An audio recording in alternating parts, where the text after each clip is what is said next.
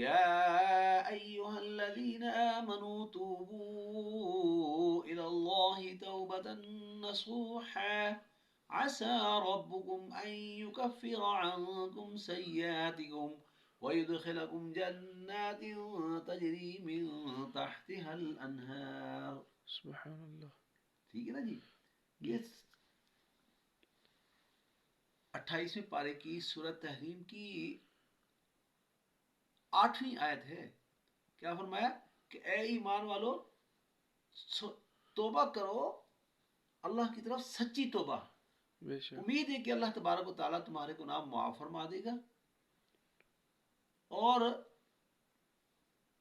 تمہیں ایسے باغات میں داخل فرمائے گا جن کی نیچے سے نہریں بہ رہی ہوں. سبحان اللہ. بے شک. ماشاء اللہ. سبحان کیسی اللہ. زبردست اللہ تبارک و تعالیٰ کی طرف سے انعام ملے گا جی توبہ پر. بخشش تو اللہ کی رحمت سے ہی ہوگی، اس میں تو کوئی شک نہیں ہے، لیکن اللہ کی رحمت کو متوجہ کرنے کے لیے کوئی اعمال بھی تو ہوں.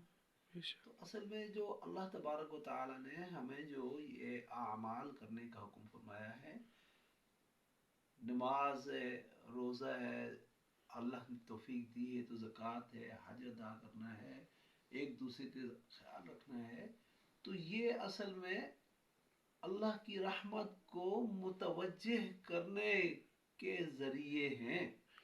بے شک ایسا ہی ہے. جب ہم یہ اللہ کے حکم کو پورا کریں گے تو اللہ تبارک و تعالی ہم سے خوش ہوں گے، اللہ کی رحمت متوجہ ہوگی. جب اللہ کی رحمت متوجہ ہوگی تو اللہ تبارک و تعالی پھر ہمارے گناہوں کو بخش دیں گے. یہی ہماری نجات کا ذریعہ بن جائے گا. کہتے ہیں نا جی توبہ کی پھر کر کے توبہ توڑ دی تیری اس توبہ پہ تو توبہ بھی توبہ کے اٹھی. ٹھیک ہے جی. جی. توبہ تھوڑا نا ہم لوگ یعنی ادھر سے گناہ بھی کر رہے ہوتے ہیں اور ادھر سے زبان سے کہہ رہے ہوتے ہیں جی توبہ. ٹھیک ہے نا جی.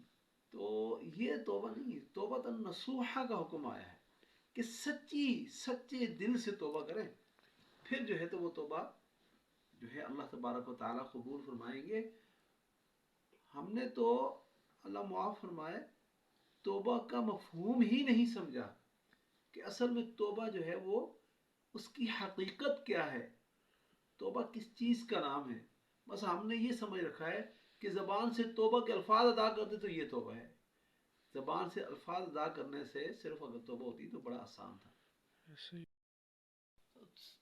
سچی توبہ تو یہ کہ جو گناہ کیا ہے پہلے تو اس پر پوری ندامت ہو اور دل میں اس کا پورا احساس ہو اور بڑا افسوس ہو کہ یہ میں نے واقعی غلط کام کیا ہے.